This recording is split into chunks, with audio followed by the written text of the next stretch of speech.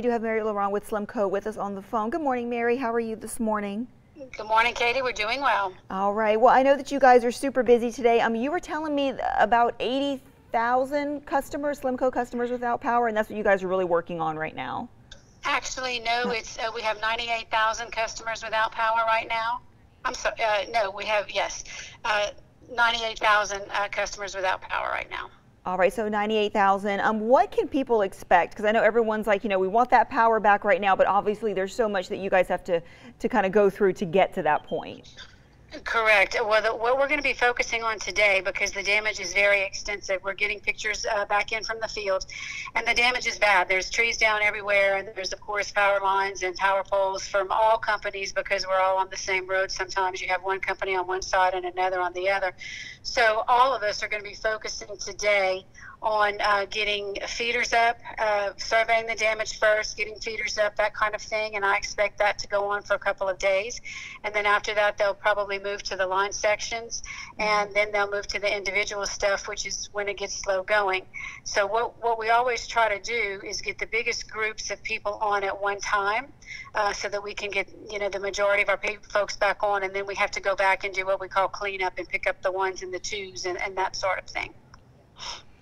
And Dave, you were saying it came through kind of, it came through right through SLEMCO's kind of main area there, so you guys are dealing, you have a lot to contend with this morning when you get out there.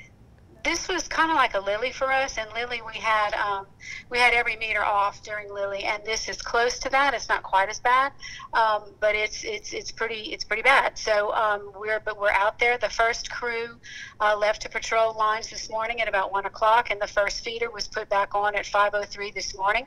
So they are making progress. We have hundreds of people in from out of state with equipment and trucks and expertise to get the lines back up and the power back on. But I'm not going to sugarcoat it. This is not going to be a 1 or 2 or even 3 day process. For us, I know, and I would imagine other utility companies as well, this was a devastating hit, and but we are going to keep working until we get it all back on. Now, I know that you guys were having some issues this morning. If people wanted to report those outages, you guys were having them call. Is that still the case right now? That is still the case right now.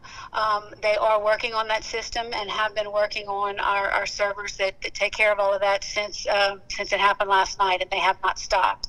So that is still being worked on, and as soon as that is back up, we will let all the media outlets know, because we know it's frustrating. You want to get through now, and you want to make sure that that your home is restored with power. But I can tell you, regardless of whether or not the outage system is able to take the online reporting, what we are going to be doing today, no matter what, is going to be working on feeders, and that's what we've got to do, because if you can't get the feeders back on first, you can't get the power back on to individual homes and businesses. The feeders have got to come back on first, and we know which ones are down, and that's what we're working on. All right, Mary, is there anything else that you'd like for people to know out there that maybe we didn't talk about? Well, even though we have a lot of down power lines and they are likely de-energized, you never know which feeders the men are going to be working on, and once the feeders come back on, they're going to be energized, some of them. So you need to still treat every power line that's down as if it was energized, and do not go near it. Do not clean up if the wire is tangled up with branches and trees. You don't want to get in there and try to separate that yourself. I'm sorry, it's not what you want to hear, but that's the safe thing, is to leave it alone.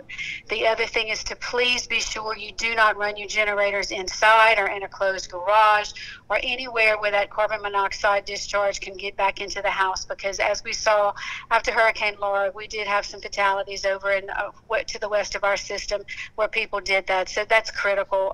Please don't put any generators and run them where they can cause harm to you.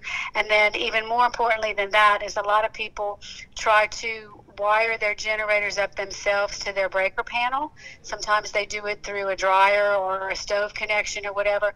This is very serious and it's very dangerous. Unless your generator has been professionally installed by an electrician with a double throw switch, you are actually backfeeding power onto the lines.